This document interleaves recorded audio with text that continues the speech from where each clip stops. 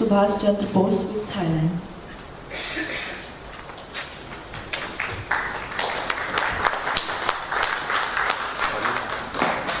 सभी लोगों को नमस्कार। बिफोर आई स्टार्ट मैं शुरू होने से पहले सरदार राम सिंह रावल का किताब में जो लिखा है, वार का समय में, सेकेंड वर्ल्ड वॉर का समय में थाईलैंड में 40,000 भारतीय लोग थे। उसमें ज़्यादातर लोग गोरखपुर से थे।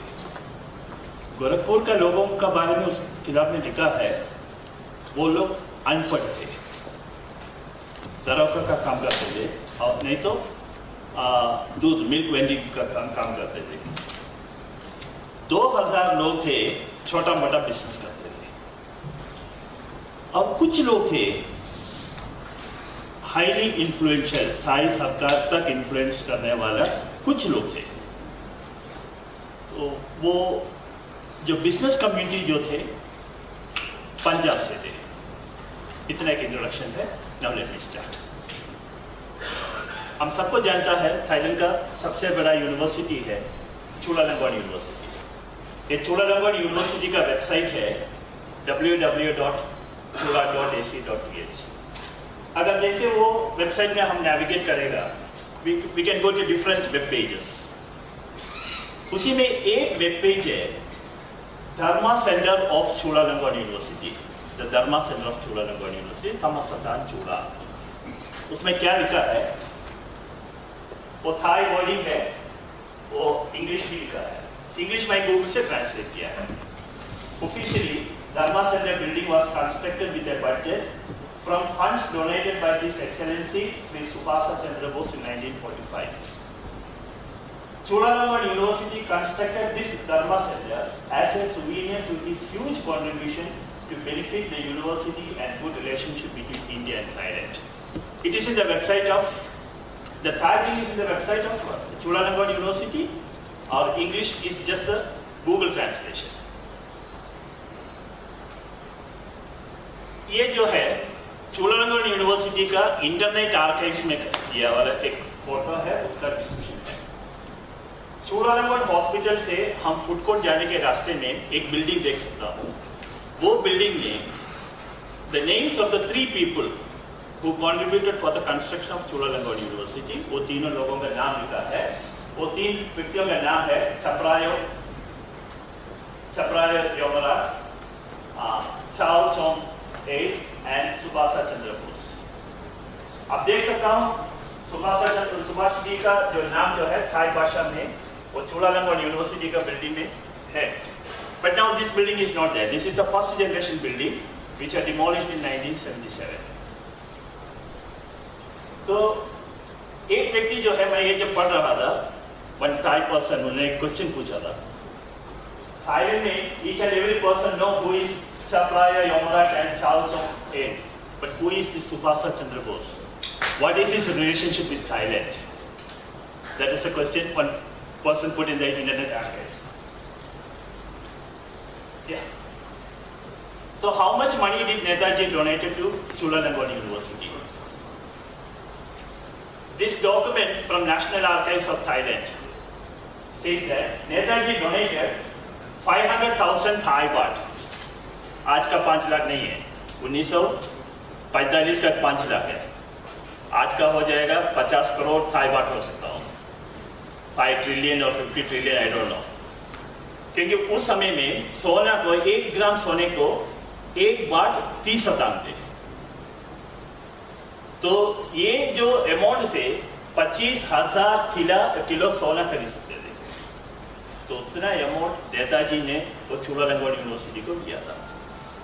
तो नेताजी इतना पैसा अगर देना है चुलालंगोन यूनिवर्सिटी को, naturally there should be a relationship. तो नेताजी और थाईलैंड का रिलेशन कब से शुरू होगा है, हम चेक कर सकते हैं। देखिए 1942 में जो टोक्यो कॉन्फ्रेंस में निर्णय किया था, इंडियन इंडिपेंडेंस लीग का हेडक्वार्टर टोक्यो में नहीं रहेगा, वो थाईलैंड में रहेगा। सो the independence headquarters, Indian Independence League headquarters was transferred to Thailand, shifted to Thailand. A committee was formed with Isha Singh Narula as the president, Pandit Nirmala Sharma as advisor. Then other names were like Badruddin Kapasi, Bachchan Singh. A committee was formed in Thailand. Of course, L.S. Pandiji, Lal Singh Pandi, he was also there. So a committee was formed. You can see the headquarter photo here. It is written in Thai. Indian Independence Street headquarter. And that headquarter was at the Wireless Road. So, and you can see the next photo. Sardar Isha Singh Narula ji hoisting the flag at the inauguration of the headquarter at the Wireless Road. And I should thank Subhash Pal Singh ji and Arun ji for sharing this photograph. And on the second visit, in August 4th, 1943, Netaji met Vibhul Sangran, the Prime Minister of Thailand. Both of them, they made an agreement, a memorandum of understanding. वो memorandum of understanding का आधार पर Thailand will allow INA soldiers to stay in Thailand and transit to Burma. दूसरा, Thai government will provide radio signals. So जितना radio broadcast होते थे INA का, the radio signals were provided by the Thai government. लेकिन this was not free. 1 lakh बात INA को Thai government को देना पड़ा. That money was transferred और वो relation शुरू हो गया है. तो INA का broadcast supplies ये सब Thailand से जा रहा था. और दूसरा क्या है Thailand में? The training center of INA was in Chonburi, Banson Chonburi. It was on 200 acres of land donated by Baidnath Tiwari ji to Indian Independence League. So, other than that, INA had two other camps, दो camp थे, लेकिन वो transit camp थे. एक चुम्बोन में थे, एक मेसोट में थे. This was the training center, वो transit camp थे. इसका अलावा भी क्या थे? थाईलैंड में एक कंडेंस्ड मिल्क का फैक्ट्री दिया INA को. हम लोग मिल्क मेड सब जो है 1980 में शुरू हुआ होगा इंडिया में. वो हॉस्पिटल में अपने भारतीय लोगों को फ्री में ट्रीटमेंट भी मिलते थे. सो दिस वाज क्या बोलते हैं INA का थोड़ा थाईलैंड में ख्याल है, मैं आपको सामने रखा हूँ. अभी मैं बोलना चाहता हूँ युद्ध के बाद क्या हो गया, after the Japanese surrender. After Japanese surrender Netaji जो है बर्मा से पहुंचे थे थाईलैंड में. थाईलैंड में बांगकपी में वो एक बंगला में रहना शुरू हो गया. वही बांगकपी बंगला का फोटोग्राफ आपको देख सकता हूँ. And this photograph has been shared to me by Saifi Kapasi ji, the grandson of Badruddin Kapasi ji, who was a minister in Netaji's government. तो उधर जो है जाकर के the Japanese ambassador visited Netaji at Bangkapi and reported that Netaji is fit and healthy. And Netaji expressed his wish to stay in Thailand and continue the war. Thailand में रहकर के युद्ध शुरू करने के लिए नेताजी चाहते थे. लेकिन ब्रिटिश फोर्सेस ज़्यादा आ रहा था थाईलैंड में. थाई गवर्नमेंट चाहते थे नेताजी अब थाईलैंड से बाहर चले जाए. तो वो विषय जो उन्होंने जापानी से बता दिया. जापानीज ने फिर जापानीज एम्बेसडर जाकर के नेताजी से बात किया. बात करने के बाद नेताजी भी थाईलैंड से बाहर जाना चाहते थे. रीजन क्या है कि जो अपना रेडियो का जो ट्रांसफॉर्मर है that has been bombed by the allied forces. American लोग ने उसको फोर्स किया. तो रेडियो क्या बोलते हैं radio messages were not possible. और जो है Thai government was giving pressure also. So Netaji told the Japanese that he is ready to move to China or Russia. So ये जो विषय जो है the Japanese informed the Thai government and asked the Thai government to keep Netaji safely in Thailand till Japan finds a safe passage for him.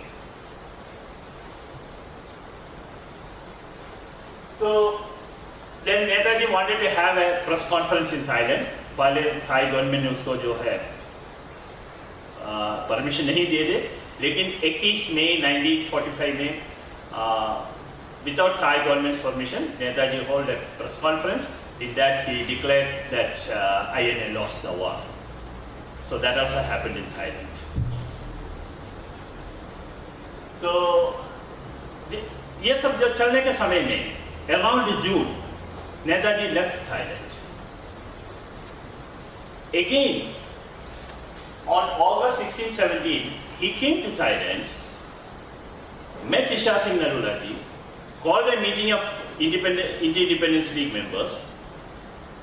In the evening, he had a meeting of the INA officers and collected all the gold and everything, and on the way, and Netaji disappeared. So Netaji जो है उसका जो यात्रा भी Thailand से शुरू हुई थी. Now let me tell you what happened after that. 3 दिन के बाद पूरा थाईलैंड में न्यूज़ स्प्रेड हो गया, Netaji is no more. So wireless road में जो इंडियन इंडिपेंडेंस लीग हेडक्वार्टर में एक फोटोग्राफ रखे थे, और लोग उधर जाकर के they were like offering floral tributes to Netaji. और ईशा सिंह नरूला जी gave the official statement that Netaji is no more. उस समय मैं बताता है, किताब में बताता है, he was crying at that time. तो 3 दिन तक नेताजी का photo Indian independence league headquarter wireless road में रखे थे. लोग जाकर के उसमें जो है फ्लावर्स फूल चढ़ाते थे. 4th डे 14 दिन जो सुबह लोग जो गए थे नेताजी को फ्लावर ट्रिब्यूट्स देने के लिए, they found the photo was not there.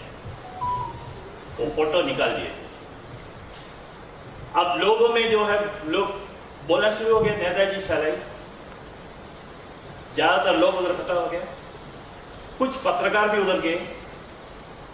11 बजे ईशा सिंह नरूला जी अपना कार में गया, सीधा गया हेडक्वार्टर का अंदर में, किसी से कुछ बोला नहीं, बाहर आ गया. पत्रकार उनका सामने गया, उन्होंने एक शब्द भी नहीं बोला, अपना गाड़ी में बैठ करके घर चला गया. लेकिन वो किताब बताता है कि at that time there was a smile on Isha Singh Narulaji's face. That made everything clear that Netaji is alive. So after that what happened? Let me tell 2-3 minutes. I will tell what happened to the INS soldiers after that, and I will stop it. 4 or 5 days later, the British person came. A British troops उधर आए थे, and it was headed by one person called Colonel Shivadat Singh. तो नेताजी का आदमी को arrest करने के लिए तो थाईलैंड में आया वाला व्यक्ति भी इंडियन लोग थे. उसी दिन उन्होंने colonel Shivdatt Singh declared Isha Singh Narula, Badruddin Kapasi, Pandit Raghunath Sharma and 2 more people as the enemy of the United Nations. सभी लोगों का अरेस्ट किया except Isha Singh Narula ji. Isha Singh Narula ji was kept in house arrest. तो लेकिन जब लोगों को मालूम हुआ है आप जो अपना INA सोल्जर्स को अरेस्ट करने के लिए जो इंडियन ऑफिसर्स आया है, इधर का पूरा जो समाज का लोग जो है उनका विरोध में हो गया. There was an outrage against Shivdatt Singh. तो उसी समय that order was withdrawn. लेकिन वो केवल 5 दिन के लिए थे. 5 दिन में जो फील्ड सिक्योरिटी फोर्स इनका जो है around 7,000 people from the Gurkha regiment came to Thailand ये लोगों को अरेस्ट करने के लिए.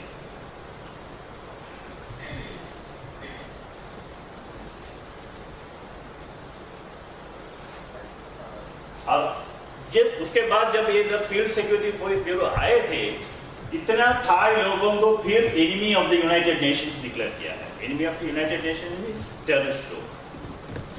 कौन कौन थे? Karim Gyani, Sardar Isha Singh, Pandit Jagannath Sharma, Amar Singh, JD Methani, all those people were, Sri Seth Narayan Singh Narolaji, all those people were again declared enemy of the United Nations. इनको सब अरेस्ट किए थे. अरेस्ट करके एक शेड में लगाया था. वो बीच में एक टॉयलेट थे. It was totally sting. वो लोग उधर ही रहना पड़ रहा था. जैसे जितना लोग है वो सबको अरेस्ट हो गया. अरेस्ट होने के बाद जो वायरस रोड का ऑफिस रेड किया, वो रेड से 100,000 थाई बाट पकड़े थे. पंडित जगन्नाथ शर्मा जी का घर से 50,000 बाट लेकर के गए थे. वो भी नहीं है, उनका व्यक्तिगत पैसा और उनका जो है ना पत्नी का ऑर्नामेंट्स भी लेकर के चले गए थे. Not only the INA money, उनका पूरा परिवार का सब सामान भी लेकर के चले गए थे. एंड जितना बिजनेस लोग जो INA को सपोर्ट करते थे, all were raided by the British forces in Thailand. पूरा लोग परेशान थे. And at the same time what happened to the INA was, जो INA को कैंप थे, मेस थे थाईलैंड में, उसमें रेडियो सेट्स थे. एट रेडियो सेट उस समय में तरह से क्या बोलते हैं लक्ष्मी, ये सब थे. जो colonel Shivdatt Singh 2 our officer को बुलाए थे. One is mister Dey, he is also police officer from Bengal. और एक इंडियन पुलिस ऑफिसर थे. दोनों लोग इधर आया. जितना जो मेस दे अपना INA सोल्जर्स का, वो सब मेस से bedsheet, what you can say, pillow, चावल, वो सब दिखा रहे थे. And they wanted the INA people to starve to death. अब the Thai government was ready for the repatriation. सब INA लोगों को भारत भेजने के लोग तैयार थे. लेकिन थाईलैंड में क्या हुआ था, 1944 में इंडियन इंडिपेंडेंस लीग का जो INA का जो हॉस्पिटल है, वो हॉस्पिटल को अमेरिकन बॉम्बिंग में चले गए थे. और हमारा पूरा सोल्जर्स वुंडेड थे, सब इंजर्ड थे.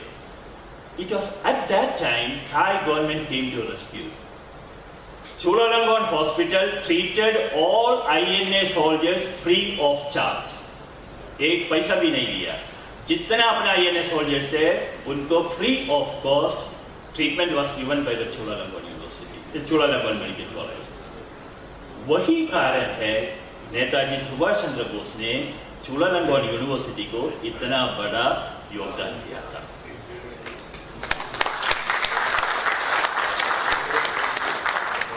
और जो ये कर्नल शिवदत्त सिंह और मिस्टर डे जो ऑफिसर जितना परेशान करना शुरू हो गया, means Indian independence leaders were in jail. और अपना INA सोल्जर्स पूरा समस्या में था, खाने को भी नहीं मिल रहा था. उस समय में जो हम लोग जो अनपढ़ बोलता है गोरखपुर का लोग, वही लोग आजाद हिंद फौज का मदद करने के लिए आ गए. उनको जानता थे, वो शिवदत्त सिंह ऑफिसर थे, कर्नल थे, लेकिन बुद्धि जो है ना अपना गांव वाले के पास थे. जो सेंट्रीज जो बाहर खड़े थे, वो सबको कैसे पकड़ना है, पकड़ करके वो मेस का अंदर में चावल, आटा, दाल, सब्जी, जो भी जरूरत है वो सब गोरखपुर का लोग पहुंचाते थे. अब कर्नल शिवदत्त सिंह एक बार देख रहा है सब लोग खुश है, सबको खाना है, सब मिल रहा है. उन्होंने क्या किया, जितना इंडियन ऑफिसर थे सबको हटा दिया और थाई लोगों को लगा दिया और इंग्लिश लोगों को और एक एक्स्ट्रा लगा दिया. फिर भी अपना लोग अपना आजाद हिंद फौज को सैनिक को छोड़ा नहीं है. जब तक ये पूरा समस्या खत्म होने के समय तक गोरखपुर का गांव वालों ने चावल जितना सप्लाई चाहिए वो सब जो है उसका अंदर में पहुंचा दिया है. सो दैट इज ये जो है अपना गोरखपुरी समाज का सबसे बड़ा योगदान है. इतना मैं बता सकता हूँ.